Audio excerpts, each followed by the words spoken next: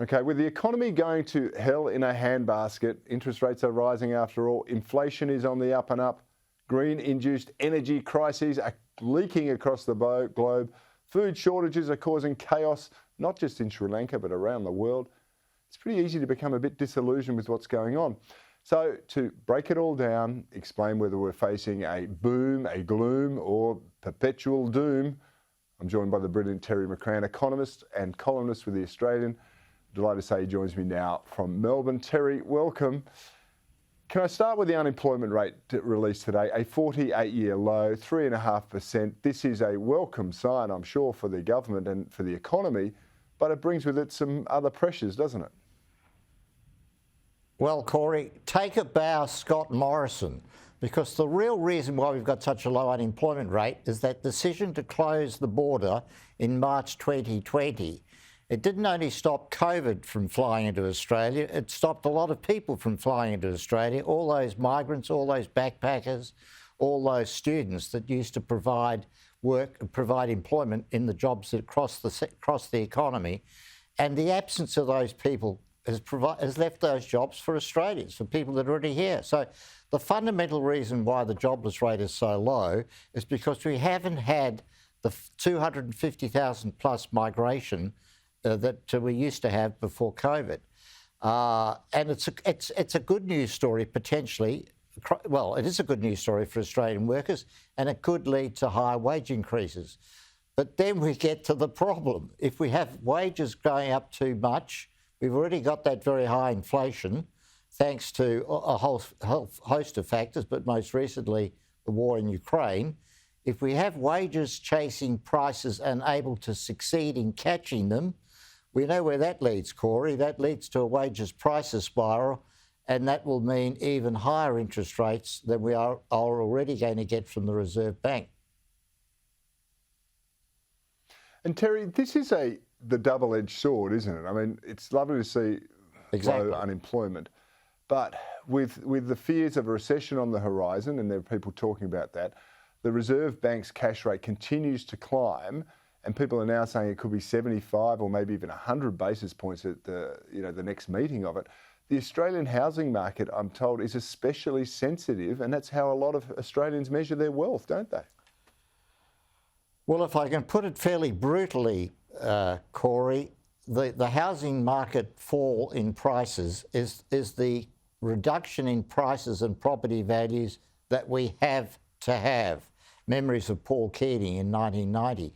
We have to have a readjustment downward of property prices. They've gone far too high, and the reason they've gone far too high is very simply those ridiculously low interest rates. In any normal context, a 0% interest rate, which allowed mortgage rates to go down to 3% and even lower in some cases, was just not sustainable.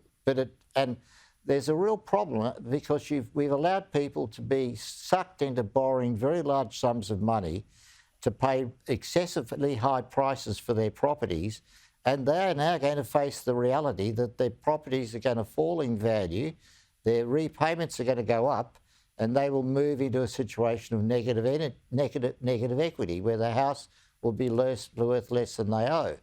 But it'll still be the case for 90% of property owners. They will still be well ahead on what they paid for their house initially, and indeed what if they have any mortgage still outstanding. So it's an adjustment we have to go through. It's a reality that we have to face.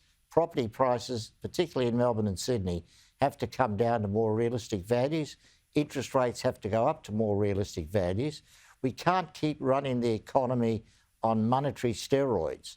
We have to come back to reality. And we also have to get through, obviously, the specific problems that we face because of the war in Ukraine, those oil price rises, those gas price rises, which we seem intent on making worse, though, Cory, as you well know, and as Alex well knows, by the absurd restrictions on real energy, real gas, real coal in Australia. So there's a whole mix of things that are out there, but we are making it much worse by some of these insane policy structures that we're imposing.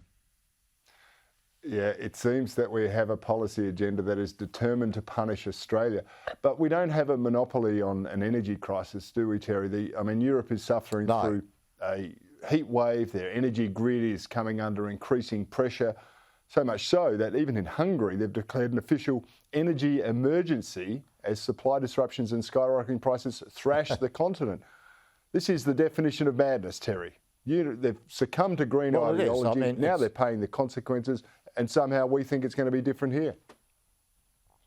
Well, it's not an energy crisis, Cory. It's an energy stupidity, and the inevitable consequence of embracing a no energy future, which is exactly what Europe has done, and that really is the future. Points to our future going forward as we close our coal-fired power stations and we reject the use of and the finding of gas. Although it's, in both cases, we're fine up to a point with that coal going to other people and that gas going to other people. They can keep burning our coal, they can keep burning our gas, but we can't. I mean, that is insanity on steroids.